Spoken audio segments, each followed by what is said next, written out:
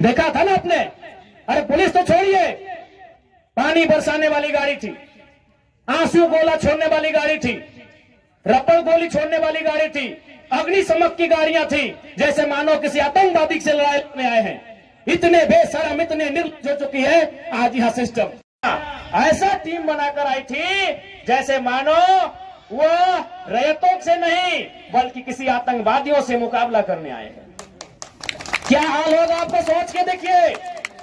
एक विधायक है हम, ठीक है, हमारे समर्थकों ने गलत किया था, सही किया था, वो अलग विषय है, लेकिन प्रशासन का ये रूप, ये कौन सा संवैधानिक तरीका है भाई। एक महज मामूली क्वार्टर का विषय था। ऐसे ऐसे क्वार्टर धनबाद बोकारो में गिनेंगे तो शायद 1 लाख के आसपास होगा, 1 लाख आसपास होगा। एक मामूली क्वार्टर के लिए जो प्रशासन ने अपना एक घृणित चेहरा दिखाया, बिल्कुल ये घृणित चेहरा था प्रशासन का, ये नफरती चेहरा था प्रशासन का, ये असंवैधानिक अमानवीय चेहरा था प्रशासन का। एक विधायक के साथ जब वो इस प्रकार का व्यवहार कर सकते हैं तो सोचिए आम ग्रामीण रैयत विस्थापितों का क्या हश्र होगा आने वाले सालों में। इसलिए आज मैं तमाम रैयतों से, जिन्होंने किसी परियोजना में, किसी कल कारखाने में, कि डीवीसी की परियोजना हो या सीसीएल पीसीसीएल की परियोजना हो, जिन्होंने अपनी जमीन देने का काम किया है, आज उन्हें एक मंच में आने की आवश्यकता है। मैं आपसे यह आह्वान करने आया हूं। आज मैं एक विधायक हूं, एक 30 साल का युवा, एक सुनहरा सपना, एक सुनहरी जिंदगी हमारे सामने, लेकिन आज उस जिंदगी को ठोकर मार के हम कांटों की ताज को स्वीकार करते हैं। उस सुनहरी, उस मखमली जीवन को हम ठोकर मार के कांटों के रास्ते को चुन रहे हैं, जबकि आपको भी मालूम है हम माननीय हैं, फूलों का बिस्तर हमारा स्वागत करने के लिए तैयार है, लेकिन हम कांटों की राह चल रहे हैं। आज प्रत्येक दिन दर्जनों ठेकेदारों का फोन आता है, बैठेंगे विधायक जी, दर्जनों वीआईपी लोगों का फोन आता है, 2 मिनट बैठिए विधायक जी, और आपको भी मालूम है उनके साथ बैठेंगे तो क्या डील होगा, आपको भी मालूम है। करोड़ों में ना सही लाखों में तो डील जरूर होगा। यानी एक मखमली बिस्तर को हम ठोकर मार के कांटों के साथ चल रहे हैं। किसके लिए? झारखंड के वंचित आवाम के लिए हम चल रहे हैं। आज क्या कमी होगी, एक माननीय को क्या कमी हो सकती है भाई। हमें आवास मिलेगा, गाड़ी की सुविधा मिलेगी, टीए मिलेगा, हर प्रकार की सुविधा मिलेगी, भत्ता मिलेगा, हवाई यात्रा मिलेगा, रेलवे की यात्रा मिलेगी और लाखों रुपए की सैलरी मिलेगी। दरकिनार करते उस ऐशो आराम के जीवन को ठोकर मारते हुए हम आपके बीच विधायकी के साथ साथ अपनी जान को हथेली में लेके घूम रहे हैं। बताइए कोई झारखंड के इतिहास में ऐसे आज के इस दौर में एक भी विधायक का नाम बताइए। अरे विधायकी तो छोड़िए, हम अपने जान को हथेली में लेके घूम रहे हैं। जिस दिन 2 बजे रात को हम बेरमो में आए, हमारी गाड़ी में हमारा एक भी अंगरक्षक नहीं था। वे लोग सोच चुके थे, हमने कहा कोई दिक्कत नहीं है। हमने केवल ड्राइवर को फोन किया, वो भी अपने ससुराल में थे, क्योंकि आपको भी मालूम है मेरे घर में इतना जगह नहीं है कि हम 4 लोगों को ठहरने के लिए बोल सके। बगल में हमारे एक मित्र का घर है, वहीं रात रहने के लिए हम जाते हैं, वो विधायक है। हमने तुरंत कहा कि अगर हम अपने अंगरक्षक को लेने के लिए जाएंगे तो शायद 10 से 15 मिनट का लेट होगा, उतना देर में हम कम से कम डुबरी की दूरी पार कर जाएंगे। 20 किलोमीटर हम 15 मिनट में सफर कर जाएंगे, इसलिए अंगरक्षक को सोने दीजिए, हम अकेले आएंगे। हम अपने जान को, अपने जीवन को हथेली में रख के चल रहे हैं। किस लिए? ताकि आज झारखंड की शोषित वंचित जनता को न्याय मिल सके। तो आप इतना तो कर सकते हैं, एक 30 साल का लड़का अपने आराम के जीवन को छोड़कर, ऐसो आराम को छोड़कर आज आपके लिए कांटों के रास्ते में चलने के लिए तैयार है।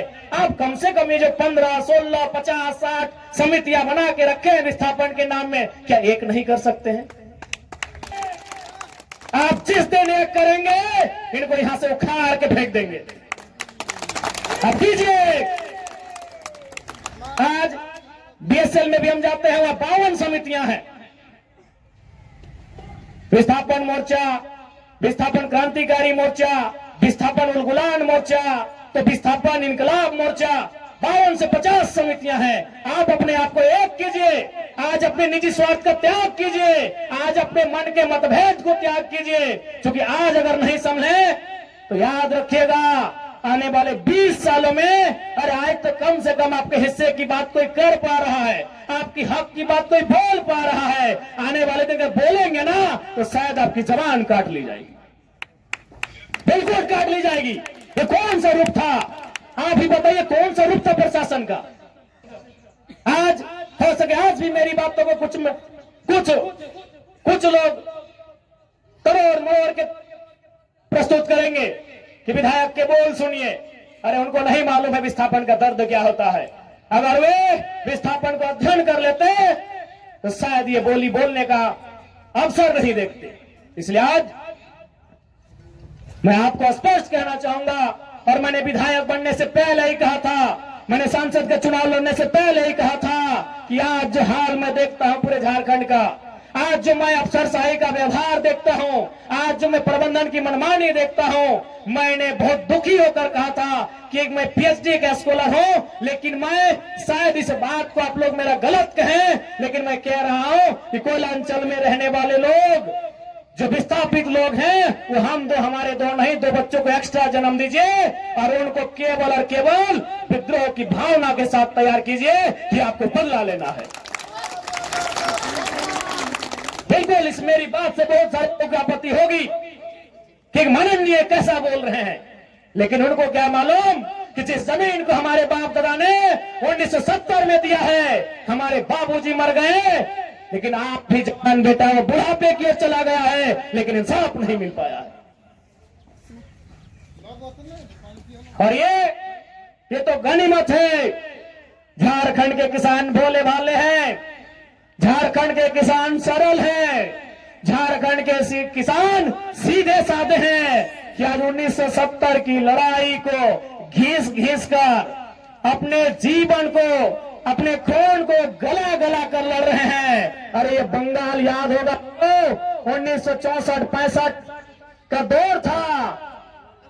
एक दिन पहले कुछ जमींदारों ने, कुछ सामंतवादियों ने एक किसान को मारा था। उन्होंने नक्सलवादी और नक्सलवादी जैसे घटना को अंजाम दे दिया था। एक दिन पहले ये तो झारखंड के किसान हैं कि 70 साल से बर्दाश्त कर लिए। बंगाल के किसानों ने एक दिन बर्दाश्त नहीं किया था। आज आप नक्सलवादी सुनते हैं ना, नक्सली नक्सली नक्सली, ये डिक्शनरी का वर्ड नहीं है। नक्सली कोई बुरा वर्ड नहीं है। नक्सली बुरा हो सकता है, नक्सली वर्ड बुरा वर्ड नहीं है। नक्सली एक्चुअल में, वास्तव में बंगाल में दार्जिलिंग जो क्षेत्र है वहां एक गांव है, उसका नाम है नक्सलवाड़ी। नक्सली कोई डिक्शनरी का शब्द नहीं है जिसको हम लोग झारखंड में सुनते हैं नक्सली। एक बंगाल का गांव है, उसका नाम है नक्सलवाड़ी। उसी गांव में घटना घटी थी। किसानों को कुछ जमींदारों ने, जमींदार को आप प्रबंधन से ही तुलना कर सकते हैं, जमींदार को आप प्रशासन से तुलना कर सकते हैं, तो कुछ जमींदारों ने, उस किसान का नाम था जंगल संथाल, लगभग 6 फुट ऊंचाई का वो किसान था, उसका नाम था जंगल संथाल। उस किसान के कुछ साथियों को लाठी डंडे से पीटने का काम किया था। बदले में एक ऐसा क्रांति आती है, उसे आप नेगेटिव कहिए पॉजिटिव कहिए, वो भी सही नहीं है कि आज उसे नक्सली और नक्सलवादी का नाम दिया गया। वे किसानों की घटना थी। अरे उसकी तुलना में तो झारखंड के लोग सीधे साधे भोले भाले लोग हैं।